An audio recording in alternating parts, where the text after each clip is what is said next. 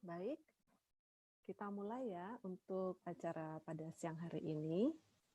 Assalamualaikum warahmatullahi wabarakatuh. Selamat siang, selamat bertemu di acara webinar yang diadakan oleh Continuing Medical Education, Continuing Professional Development, dan e-learning FKUI RSCM. FKUI ya. Pada hari ini kita walaupun di bulan puasa, saya mengucapkan selamat berpuasa bagi para peserta yang menjalankan ibadah puasa, dan semoga puasa kita menjadi lebih bermakna ya dengan sambil mendengarkan nanti paparan dari Dr. Sandra. Baik, sebelumnya saya akan membacakan dahulu beberapa peraturan ya. Yang pertama, untuk peserta harap mengkondisikan audio selalu dalam keadaan mute. Kemudian bagi peserta yang ingin bertanya, harap menuliskan pertanyaannya menggunakan fitur chat pada forum, ada di bawah ya. Pertanyaan akan dipilih dan dibacakan oleh moderator, dan peserta yang tidak dapat menjaga kondusivitas acara harap meninggalkan forum ya. Kemudian peserta juga nanti di akhir acara mohon mengisi polling di akhir forum untuk keperluan evaluasi, dan dapat mengikuti kembali acara webinar series CME FKUI ini setiap Selasa pukul 13 siang ya. Dan untuk kali ini saja kita pada hari ini jam 12 siang ya. Dan silahkan mensubscribe YouTube dengan akun CME FKUI supaya dapat menerima info-info yang menarik ya, yang penting mengenai webinar series selanjutnya. Baik, sebelum kita masuk ke Dr. Sandra, izinkan saya untuk membacakan sedikit tentang kurikulum vitae beliau, cukup panjang ya, tapi saya akan membacakan yang penting-penting. Dr. Sandra Widati, SPKK Konsultan atau Dermatovenereologist Consultant, merupakan dokter spesialis kulit dan kelamin di FKUI RSCM, menyelesaikan dokter umumnya di Fakultas Kedokteran Universitas Padjadjaran dan mendapatkan gelar untuk spesialis kulit dan kelamin di Universitas Indonesia, dan mendapatkan untuk gelar S3 beliau di Fakultas Kedokteran Universitas Gadjah Mada. Jadi beliau cukup all around nih ya. Kemudian beliau saat ini adalah koordinator penelitian di Departemen Penyakit Kulit dan Kelamin di FKUI RSCM, juga Chief Editor Journal General Procedural Dermatology and Venereology Indonesia. Beliau juga member dari Executive Board of Indonesian Society of Dermatovenerology atau PERDOSKI, dan masih banyak lagi termasuk dari international organizations. Dan satu lagi nih, beliau adalah dokter teladan Provinsi Daerah Tingkat 1 Jawa Barat di tahun 1993. Ini harus menjadi inspirasi bagi, saya lihat peserta-pesertanya banyak dokter muda ya, jadi ayo kita bisa menjadi dokter teladan seperti Dokter Sandra. Baik, saya berikan waktu untuk Dokter Sandra untuk memulai paparannya. Silahkan. Baik, terima kasih kepada Dr. Berni dan terima kasih kepada CME CPD e-learning FKUI yang telah memberi kesempatan saya untuk berbagi di sini hari ini. Jadi, Assalamualaikum warahmatullahi wabarakatuh. Bismillahirrahmanirrahim. Kita akan mulai paparan kali ini. Mohon sebentar. Saya akan membahas mengenai,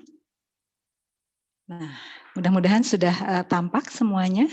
Saya akan membahas mengenai manifestasi klinis COVID-19 di bidang dermatologi dan venerologi serta tata laksananya.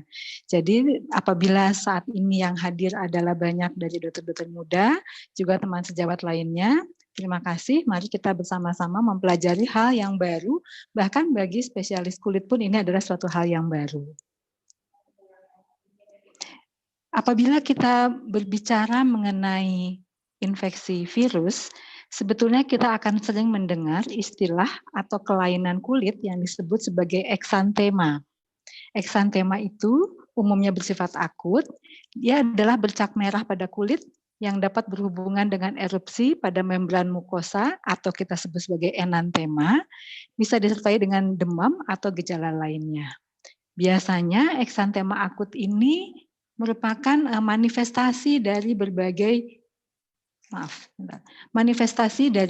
penyakit infeksi, baik itu infeksi virus terutama, ada beberapa juga dari bakteri, atau juga merupakan efek samping dari obat. Kemudian, gambaran klasik seringkali kita temukan pada anak, sedangkan pada tipe yang atipikal banyak terjadi pada orang dewasa dengan berbagai penyebab. Salah satunya adalah virus, misalnya HHV6, CMV, dan yang lainnya. Nah, ini adalah saya tampilkan tabel yang berisi tanda dan gejala eksantema klasik dan atipikal. Kita melihat di sini bahwa misalnya campak. Campak ini disebabkan oleh paramoxivirus. Bentuk kelainan kulitnya biasanya adalah papul eritematosa dan biasanya dia bermula dari area wajah dan leher, kemudian menyebar ke batang tubuh dan ekstremitas. Jadi penting sekali kita juga selain memperhatikan bentuk lesinya, kita juga memperhatikan bagaimana cara penyebarannya. Apakah dari batang tubuh ke ekstremitas atau sebaliknya. Nah, biasanya campak ini disertai dengan adanya gejala prodromal yang sudah kita kenal, misalnya demam atau batuk, dan kita akan menemukan apa yang kita kenal sebagai koplik spots, bercak putih di atas lesi yang eritematosa pada area mukosa, misalnya di bibir, di pipi bagian dalam. Kita juga melihat ada campak atipikal. Nah, kalau campak atipikal ini bentuknya adalah urtikaria. Jadi kita melihat hal yang baru atau hal yang lain, bukan seperti campak biasa, dia adalah urtikaria, biasanya mengenai orang dewasa yang sudah memiliki riwayat vaksinasi sebelumnya. Kita juga mengenal infeksi virus, misalnya infeksi varicella. Infeksi virus varicella zoster ini khas sekali bentuknya, atau vesiclesnya berupa teardrops. Dia juga disertai dengan gejala prodromal, dan ini biasanya awalnya juga dari batang tubuh yang menyebar ke leher dan ke tempat lainnya. Kemudian selain itu kita juga mengenal apa yang disebut sebagai scarlet fever atau erythema infectiosum dan roseola. Nah, roseola ini biasanya gambarannya adalah makula papul erythematosa pada leher dan batang tubuh. Pada roseola kita akan melihat adanya limfadenopati. Ini yang sedikit membedakan dengan penyakit lainnya. Sedangkan pada scarlet fever kita melihat adanya strawberry tongue.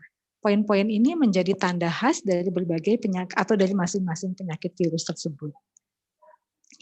Bagaimanakah cara virus ini menimbulkan penyakit pada tubuh kita? Jadi transmisinya ternyata sama saja dengan virus COVID sekarang, yaitu sebetulnya adalah dengan kontak langsung. Dia juga bisa bersifat airborne atau melalui droplet. Terjadi replikasi di mukosa saluran nafas dan juga di konjungtiva, serta penyebarannya bisa melalui nodus limfatik atau melalui lymph node, dan juga melalui pembuluh darah yang menyebabkan kelainan bersifat diseminata.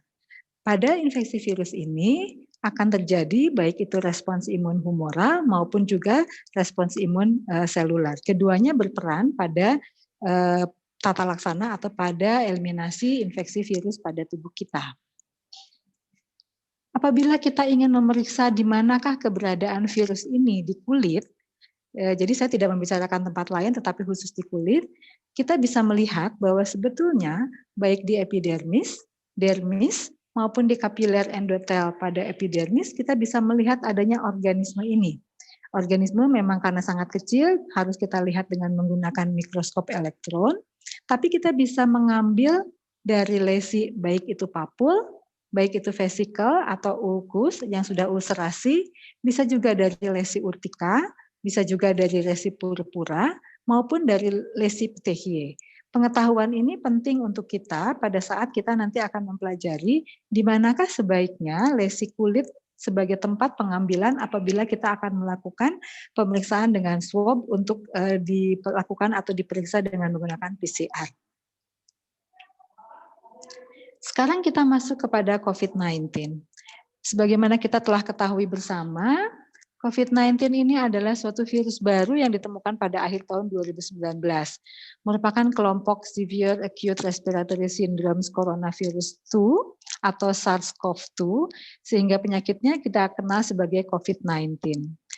Pada bulan Desember itu, virus berhasil diisolasi dari nasofaring atau orofaring dengan menggunakan swab.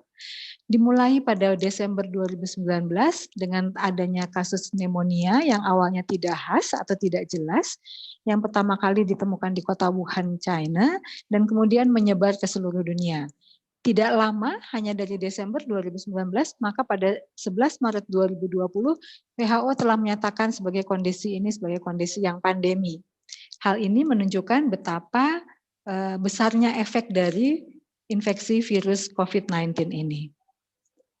Bagaimanakah manifestasi klinis COVID-19? Sedikit saya akan singgung. Umumnya merupakan khas viral infection yang lain, yaitu ada demam, fatigue, batuk yang kering, anoreksia, dyspnea, rhinore maupun anosmia dan agesia. Namun jangan lupa juga bahwa ada kasus-kasus yang asimptomatis dan ada juga kasus-kasus yang menjadi berat pada kondisi-kondisi tertentu. Pemeriksaan fisik yang biasanya kita lakukan adalah adanya peningkatan suhu tubuh, kemudian adanya saturasi oksigen yang menurun, dan pada pemeriksaan penunjang awalnya cukup dilakukan dengan melihat adanya limfopenia dan adanya peningkatan laktat dehidrogenase. Kemudian kita bisa melakukan swab dari area nasofaring atau orofaring yang bisa dilanjutkan dengan isolasi virus, dan apabila sudah positif maka kita confirm atau konfirmasi diagnosis sebagai COVID-19. Kemudian bagaimanakah manifestasi klinis COVID-19 lainnya? Kita juga bisa melihat dari gambaran foto polos atau toraks foto yang memperlihatkan adanya infiltrat bilateral dengan multifokal pneumonia bilateral. Sedangkan pada CT scan gambarannya adalah sangat khas dan menjadi salah satu petunjuk, yaitu adanya ground glass opacity atau GGO yang sifatnya bilateral dengan distribusi perifer dan konsolidasi. Bagaimanakah penularan COVID-19? Ternyata tidak jauh berbeda dengan viral infection yang lain, yaitu pertama via droplet, melalui saluran nafas saat individu yang terinfeksi tersebut berbicara, batuk, atau bersin.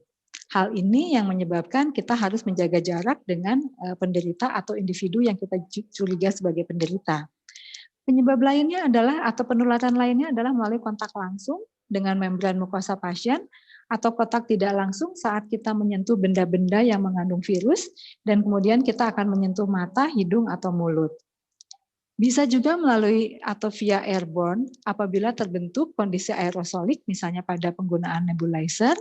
Sedangkan di bidang dermatologi dan venerologi, tindakan misalnya bedah listrik dan bedah laser akan menghasilkan aerosol, dan juga ini akan memerlukan pengamanan baik untuk dokternya maupun untuk pasien dan keluarga pasien serta tenaga medis lainnya di ruangan tindakan tersebut. Nah, sekarang kita akan masuk kepada bagaimanakah manifestasi klinis COVID pada bidang dermatologi dan venerologi. Laporan pertama disampaikan dan dipublikasi di Jurnal European Academy Dermatology dan Venerology pada tahun 2020 ini pada bulan Maret. Ini adalah laporan yang pertama, yaitu oleh Recalcati dari Italia. Yang bersangkutan menyampaikan bahwa dari 88 pasien COVID-19, dilaporkan ada 18 pasien dengan manifestasi kulit. Perlu diperhatikan bahwa ternyata manifestasi kulit itu bisa muncul saat awitan, yaitu pada 8 pasien. Ada juga yang muncul setelah dirawat inap, yaitu 10 pasien. Gambaran klinis yang muncul adalah makula eritematosa sebanyak 70 sekian persen, kemudian diikuti dengan urtikaria yang luas, dan kemudian diikuti dengan gambaran lainnya yang lebih sedikit adalah chickenpox-like vesicle. Ini adalah laporan pertama mengenai gambaran klinis DV pada COVID. Selanjutnya, Thailand juga melaporkan pada American Academy Dermatology bulan Maret juga, jadi waktunya tidak jauh berbeda, melaporkan adanya 48 kasus infeksi COVID-19 dengan manifestasi kulit berupa makula eritematosa, jadi sama dengan yang tadi di Italia, namun juga disertai dengan adanya petechiae. Nah, ini adalah suatu hal yang baru, yang menyebabkan kita harus berhati-hati karena PTQI ini biasanya ditemukan juga pada penyakit virus lainnya yang banyak di Indonesia, misalnya adalah pada demam berdarah. Kemudian manifestasi lainnya ini dilaporkan atau dikompilasi oleh teman sejawat dari University of Nebraska Medical Center, melaporkan bahwa ternyata sekitar 0,2 hingga 1,2% pasien COVID yang datang ke China, yaitu sejumlah sekitar 1.099 orang, mengalami adanya rash, yaitu rash erythematosa maculopapular yang tersebar secara morbilliformis di area badan, trungkal, maupun juga di ekstremitas atas, di lengan atas, dan juga di tungkai bawah atau ekstremitas inferior. Selain itu, gambaran lainnya adalah menyerupai gambaran infeksi viral umumnya, sehingga akan sulit bagi kita untuk membedakan satu dengan yang lain. Nah, yang penting adalah atau sesuatu hal yang baru adalah ternyata selain gambaran tersebut, selain gambaran makula erythematosa, maculopapular erythematosa dan juga gambaran PTQI, kita juga menemukan adanya gambaran microthrombotic presentation, yaitu lesi yang menyerupai pernio atau acroischemia atau acrosindrom. Nah, kasus ini biasanya kita menemukan adanya gambaran erythematosa pada awalnya disertai dengan bula di ujung-ujung jari, jari kaki atau jari tangan. Kemudian lama-lama pada kurang lebih 1 minggu kemudian lesinya menjadi livid dan setelah itu bulanya berubah menjadi erosi dengan krusta kehitaman. Nah, kemudian gambaran lain yang ditemukan atau dilaporkan adanya pola-pola livoid atau pola-pola reticulated dan ini adalah menyerupai cutaneous vasculitis.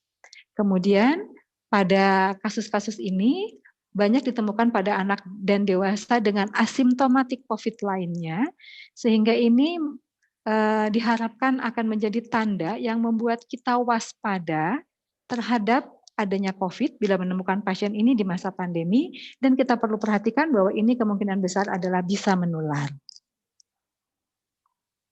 Nah, kemudian ada kasus lagi yang baru, yaitu kasus di Spanyol. Kasus di Spanyol ini melaporkan adanya wanita 28 tahun dengan gambaran seperti gambaran infeksi COVID lainnya.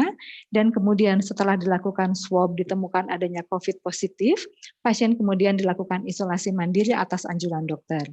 Ternyata 13 hari setelah terdiagnosis, atau 10 hari terakhir setelah tanpa menggunakan obat paracetamol, timbul gatal dan lesi seperti yang nampak di dalam gambar. Yaitu gambarannya adalah plak atau bercak merah yang tebal, yang merupakan disertai dengan adanya papul-papul, jadi konfluen erythematosa dengan papul-papul yang kekuningan. Lucunya atau unusualnya adalah lesinya muncul di sekitar kedua tumit. Dan tidak tampak lesi di bagian lainnya. Tidak ada lesi di bagian tubuh lainnya, hanya di tumit saja.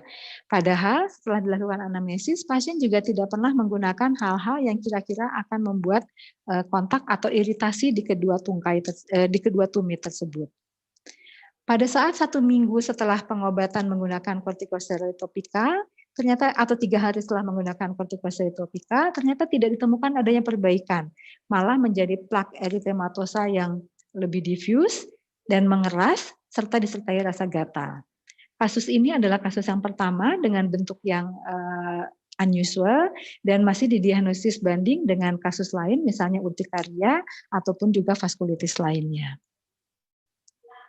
Ini adalah gambaran vaskulitis yang lain, yaitu adanya gambaran di ujung-ujung tangan dan ujung-ujung jari tangan dan ujung jari kaki yang nampak erythematosa, terasa nyeri, disertai dengan adanya bula, dan kemudian pada saat minggu berikutnya, kunjungan berikutnya, bula ini berubah menjadi krusta kehitaman, disertai dengan adanya ulkus dangkal. Nah, jadi bisa kita simpulkan bahwa manifestasi klinis di bidang dermatologi dan venerologi itu gejala subjektifnya bisa gatal minimal, bisa juga ada nyeri, atau tidak ada keluhan sama sekali.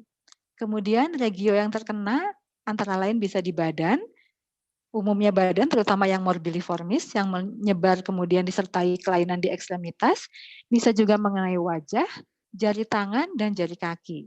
Sebagian besar atau umumnya bentuknya adalah morbilliformis, dengan efloresensi bisa makulopapular eritematosa, bisa ada urtika, vesikel, petechiae, akroiskemia, lesi vaskulitis, atau lesi yang berpola liveoid. Ciri lainnya adalah kelainan kulit ini bisa sembuh dalam beberapa hari. Kelainan kulit ini menyerupai gambaran kelainan kulit pada infeksi virus lainnya dan tidak berhubungan dengan keparahan penyakit. Bagaimanakah apabila kita ada keinginan untuk melakukan pemeriksaan penunjang untuk menegakkan apakah di kulit kita bisa menemukan adanya virus tersebut atau tidak? Selama ini yang dilaporkan ditemukan COVID-19 atau virus COVID-19 pada jaringan tubuh adalah apabila dilakukan swab di nasofaringea sekitar 88%, di konjungtiva sedikit saja hanya 1%, di sputum 97%, kemudian dari tenggorokan, swab tenggorokan, namun tidak ditemukan pada urin dan juga tidak ditemukan pada vaginal swab. Belum pernah ada laporan mengenai temuan adanya COVID-19, virus COVID-19 di jaringan, sehingga apabila kita melihat gambaran infeksi virus lainnya dan memperhatikan patogenesis yang terjadi, kita bisa mencoba mengambil sediaan dari lesi, baik itu lesi papul, eritem, makula eritem atau plak eritem, vesikel, ataukah dia ulkus, dengan cara menggunakan swab, lesinya dibersihkan dahulu, kemudian kita lakukan swab dengan mengambil semaksimal mungkin dari dasar lesi, atau kita juga bisa melakukan biopsi dengan misalnya dengan lebar lesi sekitar 3 mm, rasanya itu cukup untuk kemudian jaringan tersebut kita kirimkan ke laboratorium untuk dilakukan pemeriksaan PCR. Nah, sehingga melihat adanya berbagai kelainan di kulit yang menyerupai viral infection yang lainnya, maka kita apabila menemukan kasus-kasus serupa itu, kita perlu melakukan screening untuk setiap pasien yang datang. Apakah pasien ini mengalami demam, ataukah keluhan COVID-19 lainnya. Ini adalah rekomendasi Perdoski yang dikeluarkan sekitar 2 minggu yang lalu. Di sini sejawat melihat bahwa alur pasien dimulai dengan gambaran klinis. Apabila ditemukan adanya gambaran pasien dengan eritema, urtika, atau vesikel dan petechiae, maka dilakukan screening. Sejawat bisa melihat bahwa 2 minggu yang lalu belum ada lesi yang bentuknya adalah liveoid ataupun lesi berupa plak dengan papul yang kekuningan ataupun lesi yang berupa akroisemia, sehingga kita belum masukkan ke dalam alur ini. Jadi rekomendasi ini masih berkembang karena memang penyakit ini pun juga belum lama terjadinya, sehingga perkembangan masih mungkin terjadi. Nah, pada pasien-pasien dengan gambaran klinis tersebut, jangan lupa kita melakukan screening. Screening seperti misalnya apakah ada batuk, pilek, agesia, kemudian apakah ada riwayat kontak, dan lainnya. Kemudian apabila dari salah satu screening tersebut ada yang positif satu saja, dilakukan pengukuran suhu tubuh. Pengukuran suhu tubuh, kemudian dilakukan pemeriksaan darah tepi yang lengkap, kemudian dilakukan juga pemeriksaan ronsen toraks foto, kemudian kita apabila ditemukan adanya limfovenia dengan adanya CRP yang positif, kemudian adanya gambaran yang khas pada toraks foto, maka pasien ini tidak ditata laksanai sebagai pasien kulit biasa. Langsung kita konsulkan kepada tim COVID-19 yang ada di klinik atau tempat rumah sakit tempat sejawat bekerja.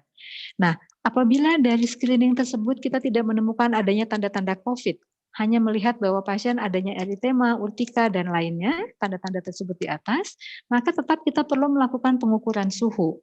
Nah, kemudian apabila suhunya kurang dari 37,5, maka kita lakukan pemeriksaan dan diagnosis sebagai penyakit kulit sebagaimana biasa atau penyakit dermatologi dan venerologi biasa. Dan apabila suhunya lebih dari 37,5, maka tetap ini menjadi resiko tinggi dan sebaiknya kita konsulkan juga kepada tim COVID. Demikian rasanya apa yang saya sampaikan, mudah-mudahan bisa memberikan gambaran mengenai bagaimanakah bentuk kelainan kulit pada pasien-pasien yang diduga atau pasien-pasien yang dicurigai sebagai penderita COVID-19. Terima kasih Dr. Bernie. Ya, terima kasih Dr. Sandra atas paparannya yang sangat menarik ya. Saya lihat di chat room-nya belum ada nih yang bertanya. Padahal ini kalau menurut saya suatu yang sangat menarik karena kasus COVID ini memang suatu penyakit yang baru saja kita kenal ya. Jadi tabiatnya sendiri kita masih belum jelas ke arah mana dan khususnya untuk kulit juga ini sesuatu hal yang banyak yang baru juga ya Dok ya. Silahkan teman-teman yang ingin bertanya nanti bisa chat menuliskan di chat room. Mungkin yang ingin sharing juga boleh ya, mungkin punya pengalaman yang selama ini sudah pernah menangani atau ada keluarga atau teman atau diri sendiri ya yang mengalami, nanti bisa chat di chat room. Nah, sebelumnya Dok, saya sempat baca Dok yang soal mungkin yang tadi Dokter Sandra katakan tentang acro syndrome ini ya. Iya. Saya sempat baca memang disebutnya ada istilah COVID tools ya, jadi jari-jari COVID ya. Nah, ini sampai seberapa jauh sih Dok? Apakah ini bisa menjadi suatu tanda patognomik pada kita gitu, bahwa ini kita harus curiga mungkin mengarah ke lebih ke arah COVID-nya atau bagaimana Dok? Ya, terima kasih Dr. Bernie. Memang ini adalah suatu temuan baru yang sangat menarik bahkan bagi banyak dokter dimanapun, karena ternyata pasien yang mendapatkan keluhan ini, ternyata pasien tersebut asimptomatis untuk gambaran COVID lainnya. Nah, sehingga kemudian keluhan pasien ini karena terjadi pada era pandemi, maka kemudian dilakukan pemeriksaan lebih jauh, ternyata kemudian COVID-nya positif, dan ini dianggap menjadi salah satu tanda patognomonik di kulit apabila kita mencurigai adanya kelainan COVID-19 yang tanpa gejala lainnya. Ini menjadi tanda yang di mana kita semua dokter perlu berhati-hati apabila menemukan tanda ini, khususnya di masa pandemi, karena kemungkinan besar ini adalah berkorelasi dengan COVID tersebut. Nah, karena sebetulnya gambaran klinis ini, gambaran klinis di ujung-ujung jari ini atau acroischemia ini bukan merupakan kasus yang biasa. Tidak banyak kasus pasien dengan keluhan ini yang tanpa COVID, tidak banyak yang datang karena ini adalah suatu kasus yang tidak terlalu sering juga, sehingga kasus ini sebetulnya menyerupai frostbite sehingga mungkin terjadi pada tempat-tempat yang dingin. Nah, kalau di Indonesia relatif jarang, tapi dengan adanya ditemukannya kasus ini dan kemudian dikaitkan dengan adanya COVID-19, ternyata dia juga positif, maka ini menjadi salah satu alarm bagi kita bahwa kemungkinan besar ini adalah salah satu tanda patognomonis yang ada di kulit. Namun perlu perhatian juga bahwa laporan-laporan ini semua, baik itu yang dari Italia, Cina, maupun dari Spanyol, Thailand, semua ini adalah baru case report.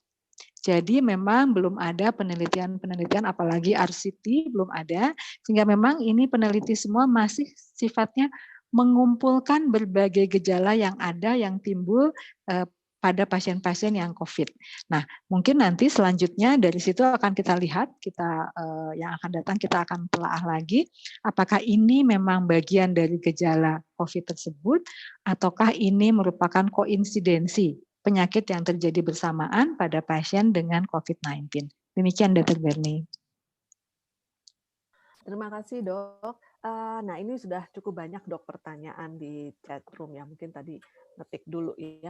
Yang pertama ini ada dari Dr. Jimmy Kristianto Suryo. Saya mau tanya kepada Dr. Sandra. Tadi di pemaparan dokter ada kelainan COVID-19 bisa ditemukan PTQ. Berarti bisa seperti yang kita temukan pada DHF ya Dok ya? Gimana, Dok? Ya, benar sekali Dok. Dr. Jimmy, terima kasih. Benar sekali gambarannya itu adalah petekia, jadi sehingga pertama di Thailand itu diduga sebagai DBD, sebagai DHF. Mereka tidak menduga ini merupakan penyakit COVID-19 dan kemudian setelah diperiksa ternyata isolasinya positif COVID-19. Nah, ini pun juga menjadi alarm untuk kita, terutama di Indonesia, di mana kasus DHF juga, DBD juga kita cukup banyak, sehingga pada kasus-kasus yang ditemukan adanya PTHY, kemudian kita menemukan screening adanya gambaran menyerupai COVID, atau kita ingin mengetahui apakah ini COVID atau bukan, tidak ada salahnya kita juga melakukan tes. Karena sudah ada laporan di Thailand bahwa ini PTHY merupakan salah satu gambaran klinisnya. Demikian Dr. Jimmy. Terima kasih dok. Nah ini ada lagi pertanyaan, kebetulan ada 3 yang bertanya, ya. Tetapi tiga-tiganya saya rasa agak mirip ya pertanyaannya. Yang pertama dari Hendra, kemudian juga dari sebentar, Hendra, kemudian Karin Rahmani, dan satu lagi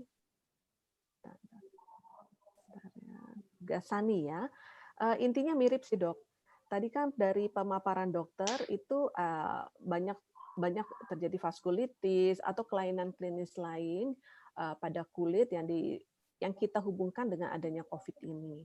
Nah sebenarnya apakah perlu diberikan terapi khusus nggak dok? Misalnya apakah terapi suportif atau pemberian misalnya metilprednisolon, atau apakah perlu diberikan suatu kortikosteroid yang bersifat topikal ya, atau pada keadaan umum pasien baik apa perlu kolsikin atau apa. Nah ini menurut dokter sebaiknya bagaimana nih dok? Baik, terima kasih pada teman sejawat Hendra, Karin, dan Gazani tadi. Jadi memang gambaran klinis tersebut ditemukan pada pasien yang kemudian pada pemeriksaan ditemukan adanya swab positif COVID. Kita melihat bahwa gambaran kulitnya adalah gambaran menyerupai vaskulitis, sehingga beberapa pasien juga di sini mengeluh nyeri seperti itu. Nah, seperti viral infection yang lainnya, sebetulnya kita cukup memberikan terapi suportif. Terapi suportif kalau misalnya dia demam dengan obat demam, gatal dengan obat gatal, misalnya begitu, kemudian nyeri juga dengan obat nyeri, itu bisa diberikan pada kasus-kasus yang COVID-19. Namun apabila pasien tersebut kita rencanakan untuk pemberian metilprednisolon, apalagi oral, itu kita perlu berhati-hati karena ini adalah viral infection. Walau bagaimanapun, walaupun gambarannya adalah gambaran vaskulitis, namun kita tahu bahwa penyebabnya sampai saat ini adalah, atau pada pasien tersebut, walaupun vaskulitisnya ternyata nanti kemudian bukan disebabkan oleh COVID misalnya, tapi pada pasien ini adalah pasien yang menderita viral infection, di mana pemberian metilprednisolon itu sangat perlu sangat perhatian khusus. Perlu dipertimbangkan matang-matang karena ini tidak baik untuk kasus COVID-nya sendiri, untuk viral infeksinya sendiri. Sehingga apabila memungkinkan tidak perlu kita memberikan metilprednisolon pada pasien ini.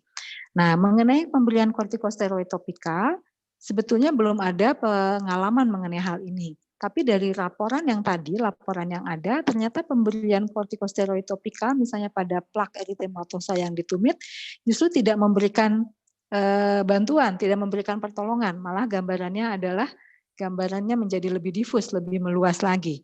Sehingga walaupun gambarannya adalah inflamasi, tetapi nampaknya pemberian KS topikal atau kortikosteroid topikal tidak membantu. Sehingga apabila mungkin tidak perlu diberikan metilprednisolon atau kortikosteroid topikal, tapi cukup diberikan obat-obat suportif lainnya yang sesuai dengan keluhan pasien. Demikian Dr. Bernie. Ya, terima kasih dok. Masih ada lagi dok pertanyaan ya. Semakin siang kayaknya semakin banyak nih yang bertanya. Ya. Selamat siang dokter, saya Nur Hayati, izin bertanya. Apakah SARS-CoV-2, si COVID ini, mempunyai reseptor di kulit juga, sehingga bisa bermanifestasi di kulit ya dok? Atau ada mekanisme lainnya? Bagaimana nih dok?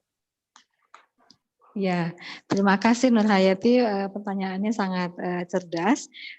Di sini memang tidak saya tampilkan mengenai patogenesis, bagaimana dia masuk ke dalam tubuh dan kemudian di situ akan ada ACE2 yang merupakan penerima dari COVID-19, virus SARS-CoV ini.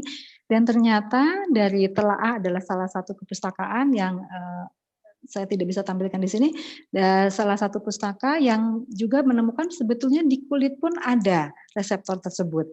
Jadi ada reseptor ACE2 tersebut di kulit sama dengan di tempat lainnya, di darah, di paru, dan di tempat-tempat lainnya, namun jumlahnya tidak sebanyak di paru misalnya. Nah, sehingga dengan adanya ditemukannya reseptor ini, maka memang terbuka kemungkinan bahwa kita bisa melakukan pemeriksaan PCR swab tadi misalnya, atau kita bisa melihat gejala virus ini muncul karena memang ada reseptornya di sana. Ini memang belum ada penelaahan lebih lanjut. Ini saya hanya menyimpulkan bahwa ternyata kepustakaan lama kurang lebih 2006 ada yang menyatakan bahwa ada reseptor ini di kulit, dan kemudian kita mengetahui sekarang bahwa virus ini juga menggunakan reseptor ini untuk hidupnya di tubuh manusia. Nah, memang belum ada penelitian lebih lanjut atau belum ada publikasi apakah virus ini bisa menempel di reseptor tersebut di kulit, namun kemungkinan tersebut nampaknya ada karena kita melihat adanya reseptor tersebut di kulit. Jadi mudah-mudahan semakin ke depan kita akan semakin menemukan lagi ada publikasi-publikasi baru, atau mudah-mudahan dari Indonesia bisa juga kita melakukan publikasi mengenai hal ini. Terima kasih Nur Hayati. Ya, terima kasih Dok atas jawabannya tadi ya. Nah Dok, ini ada satu pertanyaan dari Novad, ini dari YouTube nih Dok. Yang pertama, apakah lesi COVID tersebut, eritoma atau makulopapular itu terasa gatal? Dan yang kedua, apakah ada, ini mungkin tadi sempat ya ada pertanyaannya, apakah ada terapi topikal atau sistemik untuk lesi kulit ini? Ya. Terima kasih Nova. Oh iya ya, jadi ini juga rupanya streaming di YouTube, saya lupa. Jadi terima kasih. Jadi memang gambaran yang ditemukan umumnya atau sebagian besar sekitar 0,2 tadi yang sampai 1,2% di China itu sekitar sekian persen itu terdapat ditemukan adanya res. Dan res yang terbanyak adalah res yang morbilliformis, yang bentuknya atau efloresensinya adalah makulopapular. Sehingga kita bisa mendedeknya atau memikirkan bahwa apakah ini campak, misalnya seperti itu, ataukah ini adalah viral infection yang lainnya. Nah, sama dengan viral infection lainnya, beberapa, tapi ini tidak semua ya, beberapa mengeluhkan adanya gatal ringan. Jadi gatalnya hanya ringan saja, namun beberapa juga tidak dikeluhkan. Nah, ini di dalam jurnal-jurnal tersebut disampaikan ada kemungkinan juga karena memang kondisi yang gawat darurat, kondisi yang menyulitkan sehingga memang juga dokter tidak berkesempatan untuk melakukan anamnesis lebih jauh. Karena itu merupakan keluhan sekunder, boleh dibilang seperti itu. Pada saat pasien sesak luar biasa, tentu kita sulit untuk menanyakan apakah dia gatal ataukah yang lain begitu. Itu tidak menjadi kebutuhan primer. Sehingga di dalam pustaka tersebut disampaikan adanya ketidaklengkapan data. Kemungkinan juga karena pertama kondisinya tidak memungkinkan untuk dilakukan tanya jawab dengan baik atau diambil pengambilan data yang baik, atau juga memang dokter-dokter yang di sana umumnya bukan dokter dermatologi dan venerologi, sehingga kadang-kadang perhatiannya tidak fokus pada kelainan kulitnya, tetapi fokus misalnya kalau dokter penyakit dalam tentu akan lebih fokus pada kelainan penyakit dalamnya, dan demikian pula dokter-dokter yang lainnya. Nah, hambatan ini kemungkinan juga menjadi salah satu penyebab mengapa data-data belum terlalu lengkap. Jadi memang ada gatal, gambarannya menyerupai viral infection yang lainnya. Nah, untuk ini, karena ini adalah viral infection seperti viral infection yang lainnya, maka tata laksananya adalah tata laksana suportif. Jadi silahkan kalau misalnya teman ada yang mengeluh seperti ini dan pasien ini atau sejawat atau pasien yang kita temui ini tidak merupakan pasien yang perlu masuk ICU misalnya, maka dia di rumah dengan kelainan kulit, silahkan memberikan terapi sebagaimana terapi yang sesuai untuk keluhan yang dirasakan. Jadi sebagai supportive treatment. Jadi boleh diberikan misalnya kalau untuk gatal boleh diberikan antihistamin AH1 yang generasi pertama misalnya yang hanya 4-6 jam sekali, atau bisa juga generasi kedua untuk keluhan yang gatalnya. Silahkan diberikan itu sesuai kebutuhan. Kemudian bisa juga kalau misalnya pasien mengeluh sangat terganggu, bisa juga diberikan bedak untuk di tubuhnya, karena biasanya luas, bisa juga diberikan bedak, bedaknya bisa bedak ditambah dengan mentol, atau bedak yang sudah jadi, yang memang terasa hangat, dan ini rasanya akan membantu pada pasien. Apabila gambarannya adalah vesikel, seperti misalnya cacar air, yang penting adalah jangan dipecahkan. Jangan sekali-kali dipecahkan, biarkan dia mengering sendiri dan menyembuh sendiri. Kalau misalnya sampai pecah, kemudian menjadi krusta, dan apabila kita khawatir infeksi, maka boleh diberikan krim antibiotik. Seperti itu, Dokter Bernie. Baik, terima kasih dok. Sepertinya ini tadi Dokter Sandra sudah menjawab juga ada beberapa pertanyaan ya, seperti tadi pertanyaannya dari Dr. Edwin ya, yang menanyakan apakah, tapi nanti boleh dok kalau mau ditambahkan, apakah ada laporan mengenai keluhan subjektif terkait manifestasi pada kulit ya. Kemudian ada pertanyaan lagi sebentar dari Christian. Izin bertanya dok, untuk pasien COVID-19 dengan manifestasi kulit, apakah ada tindakan pencegahan tambahan untuk mencegah penularan melalui kulit dok? Terima kasih. Baik, terima kasih. Jadi kalau untuk Edwin, memang keluhan subjektif dilaporkan juga pada pasien-pasien COVID ini, keluhan subjektif yang terkait dengan kelainan kulit dan kelamin. Jadi ada yang melaporkan sebagai gatalnya ringan, ada juga sebagai nyeri, yaitu pada pasien-pasien yang dengan keluhan akroisemia tadi, yang seperti pernio-like yang di ujung-ujung jari itu biasanya nyerinya bisa hebat, seperti itu.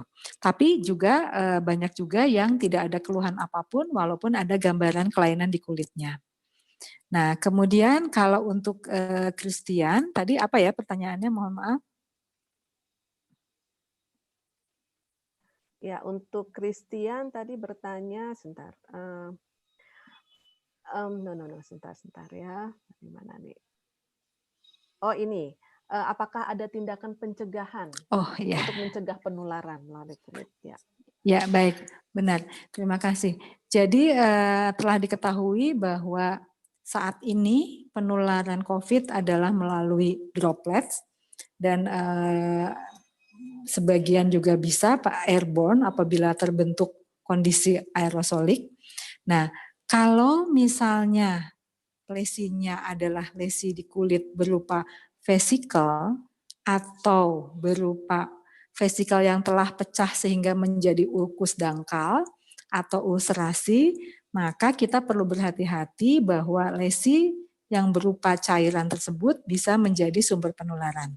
Belum ada bukti mengenai hal ini, belum ada proof bahwa ada viral shedding, ada pelepasan virus dari lesi kulit yang terbuka. Namun telah dikatakan bahwa adanya lesi kulit yang terbuka itu juga secara umum pada viral infection akan mempermudah terjadinya penularan. Sehingga tidak ada salahnya apabila ada teman-teman atau ada pasien dengan gambaran kulitnya tersebut bentuknya adalah vesikel yang kemudian memecah, maka itu kita harus berhati-hati terhadap lesi terbuka tersebut. Namun apabila lesinya adalah urtika, papul, ataupun yang lainnya, nampaknya tidak perlu terlalu berhati-hati karena ini tidak mudah untuk menularkan.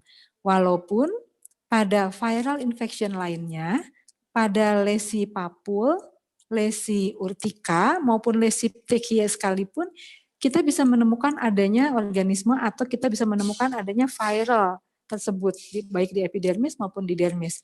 Sehingga artinya sebetulnya di dalam papul tersebut, di dalam petechiae tersebut sebetulnya ada virusnya. Nah, tapi ini adalah pada infeksi virus yang lainnya. Kita masih belum tahu pada COVID ini. Hanya memang lebih baik berhati-hati untuk tindakan pencegahan, berhati-hati pada pasien-pasien yang memiliki lesi yang terbuka seperti adanya vesikel yang pecah atau ulcerasi. Demikian Dokter Berni. Ya, berarti kita harus tetap berhati-hati ya dok ya, karena masih banyak. Iya. Sebenarnya kalau saya lihat banyak sekali yang bisa menjadi sumber penelitian ya, apa hal-hal yang bisa kita teliti. Mudah-mudahan nanti dari dokter-dokter ini juga banyak yang berminat untuk meneliti, khususnya di Indonesia. Masih ada Iya, dok. benar. Nah, Iya, dok ada baik. pertanyaan dari Stefani ya. Stefani, Dokter Stefani menanyakan apakah ada predileksi tertentu untuk tiap manifestasi yang ada selama ini. Baik, pertanyaan yang sangat baik. Jadi pertama yang terbanyak adalah yang bentuknya makulopapular, res makulopapular seperti campak. Dan rupanya cara penyebarannya adalah dari badan ke ekstremitas. Jadi menyeluruh dari badan dan juga dari trungkal dan juga ada di ekstremitas, baik itu ekstremitas atas dan bawah. Jadi apabila yang bentuknya adalah res morbilliformis, maka dia bentuknya adalah tempat predileksinya adalah di badan dan kedua lengan, bisa seluruh tubuh dan kedua tungkai. Nah, kemudian kalau yang bentuknya adalah mikro thrombotic lesion, gangguan pada mikrotrombotiknya, artinya akroiskemia, maka adalah lesinya adalah di akral, di ujung-ujung. Bisa di ujung jari tangan dan bisa juga di ujung jari kaki. Maka kita akan menemukan gambaran eritema yang dalam waktu beberapa hari atau sampai 1 minggu berubah menjadi livid kebiruan, disertai dengan adanya krusta kehitaman. Jadi untuk bentuk yang akroiskemia kita akan menemukan di ujung-ujung tubuh, misalnya di jari tangan dan jari kaki. Nah, kemudian kalau petechia tidak disebutkan, ini di Thailand ini tidak disebutkan tempat predileksinya yang khas, hanya disebutkan sebagai bentuknya petechia. Kemungkinan karena yang bersangkutan mendede dengan DHF atau DBD, kemungkinan ditemukannya di lengan, atau di ekstremitas dan kemudian juga ada di badan. Kemungkinan demikian, tapi tidak ada datanya. Nah, kemudian kalau untuk yang lesi di tumit itu masih sangat baru, masih sangat belum jelas apakah itu menjadi tempat predileksi atau bukan. Demikian. Begitu Dokter Berni. Baik dok. Masih ada waktu dok, masih ada yang bertanya. Assalamualaikum dok. Baik. Saya Dokter Andika dari Klinik Sinergi, Lisna. Ingin bertanya, apakah gejala awal COVID dari segi dermatologi ini ada perbedaan khas dengan dermatitis atopik atau psoriasis? Dan apakah ada pemeriksaan khusus, dok? Baik, baik. Terima kasih Dokter Andika yang sangat rupanya menguasai mengenai berbagai kelainan kulit. Jadi memang pasien dermatitis atopik cukup banyak di Indonesia. Kemudian psoriasis juga cukup banyak populasi di Indonesia. Bahkan kita mempunyai yayasan yang terdiri dari pasien-pasien psoriasis. Sehingga memang teman-teman sejawat akan menemukan kasus dermatitis atopik maupun kasus psoriasis di tempat praktek sejawat. Nah, untuk diketahui bahwa dermatitis atopik mempunyai tempat predileksi yang khas. Antara lain di bagian flexor atau lipat siku bagian dalam, lipat lutut bagian dalam juga. Kemudian tergantung pada usianya, kalau misalnya pada dewasa bisa pada seluruh tubuh terjadinya. Kalau tadi yang di lipatan-lipatan biasanya pada anak ditemukannya. Kalau pada bayi itu bisa juga ditemukan di pipi maupun di lengan tempat dia merangkak misalnya seperti itu. Nah, sehingga kalau kita melihat gambaran klinis pada dermatitis atopik, sejawat diminta untuk memperhatikan tempat predileksi dari dermatitis atopik tersebut.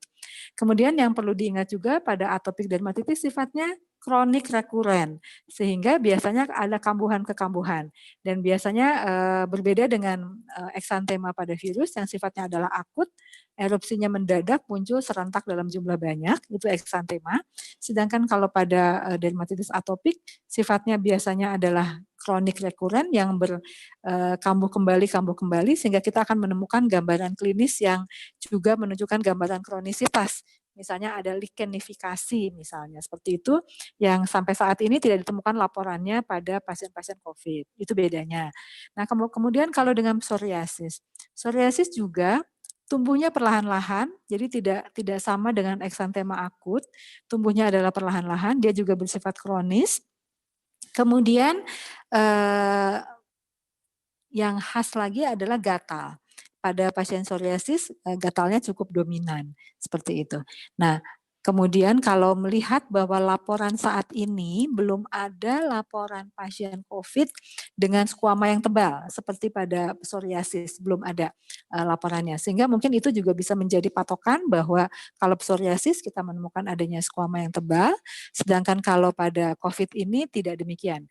Kalaupun ada skuamasi pasca morbilliformis itu adalah setelah selesai res makulopapular eritematosanya, kemudian ada skuama ringan seperti itu.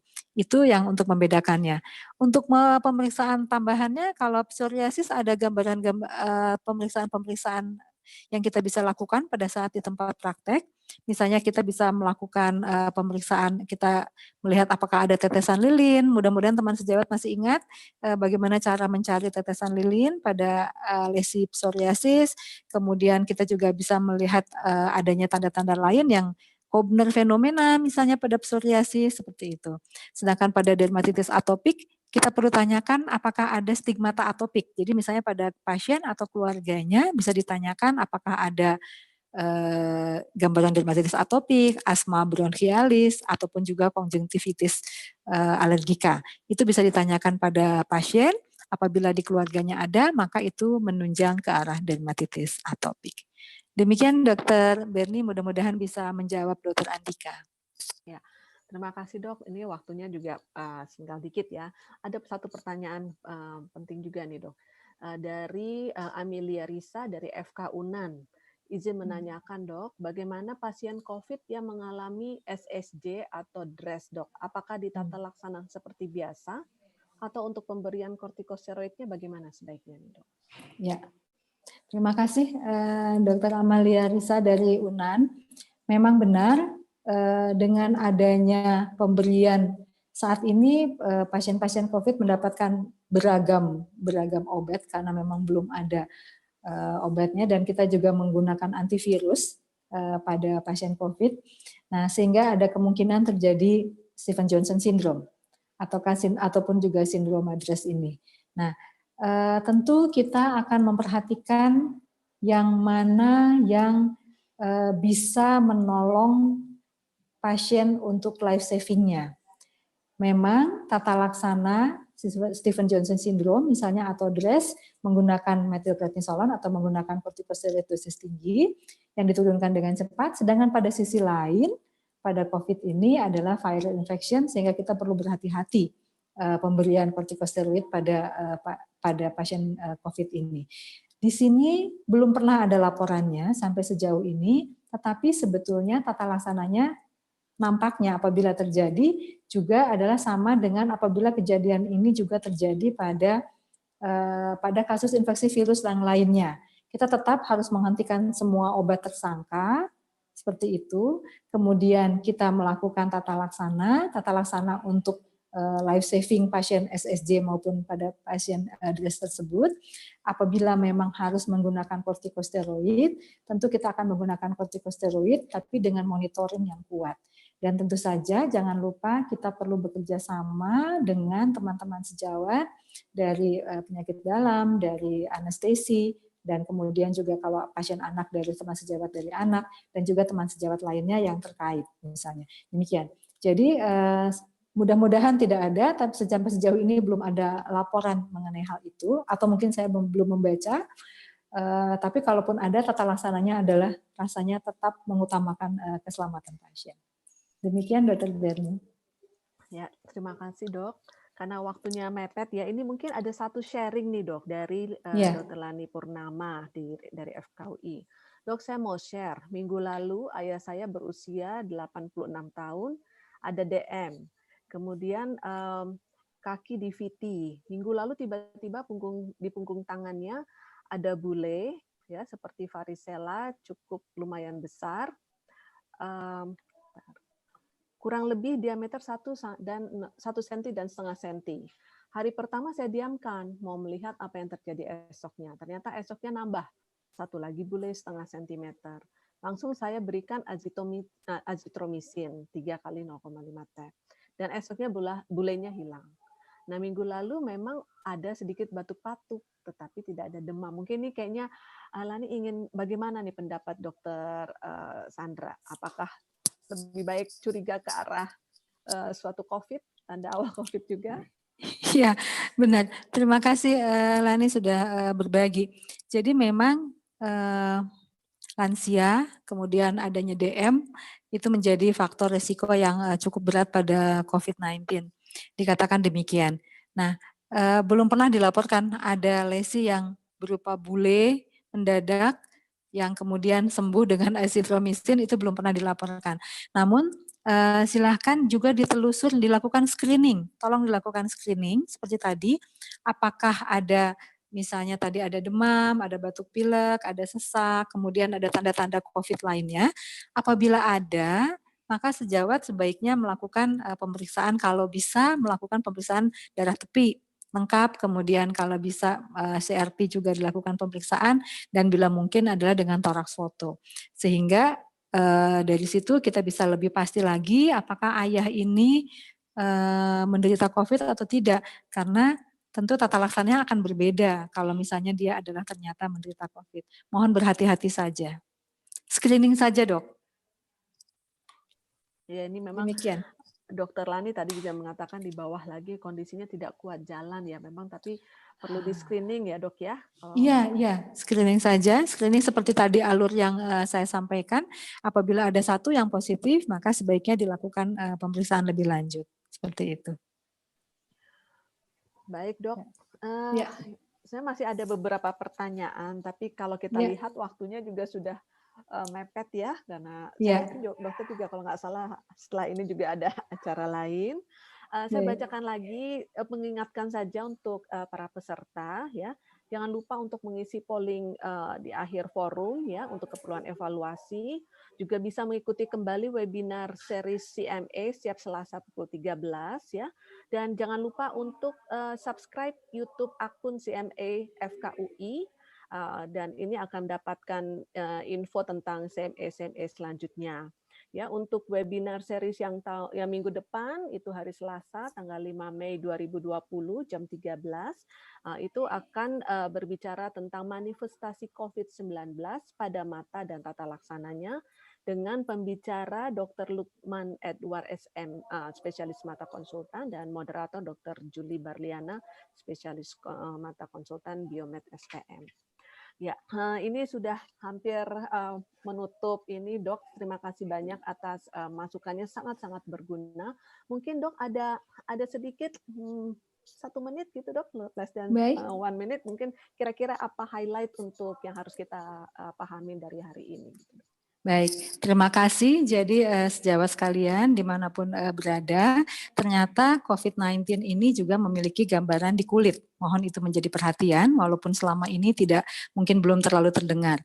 Jadi gambaran-gambaran di kulit seperti viral infection umumnya, yaitu makulopapulo erythema rash, yang seluruh tubuh itu menjadi gambaran yang paling banyak ditemukan kalau di luar negeri. Nah, jadi apabila teman sejawat melihat ada gambaran eritem, kemudian ada gambaran vesikel, dan gambaran urtikaria, jangan lupa dilakukan screening. Screening apabila ada yang positif, maka khusus untuk di era pandemi ini, maka kita tindak lanjuti sebagai kecurigaan kemungkinan COVID. Namun nanti kalau misalnya sudah bukan di era pandemi, tentu berbeda lagi karena ini adalah kekhususan pada masa pandemi ini. Demikian, mohon berhati-hati semuanya, tetap waspada. Kelainan kulit pun bisa menjadi salah satu petanda COVID-19. Demikian, Dokter. Ya, terima kasih Dr. Sandra. Dengan demikian, terima kasih sekali lagi juga untuk para peserta. Dengan demikian berakhir sudah untuk webinar hari ini. Sampai ketemu minggu depan. Selamat berpuasa untuk yang menjalankan ibadah puasa. Stay healthy. Assalamualaikum warahmatullahi wabarakatuh. Waalaikumsalam warahmatullahi wabarakatuh. Terima kasih Dr. Berni, terima kasih CME, CPD, dan ILUMI. Sama-sama.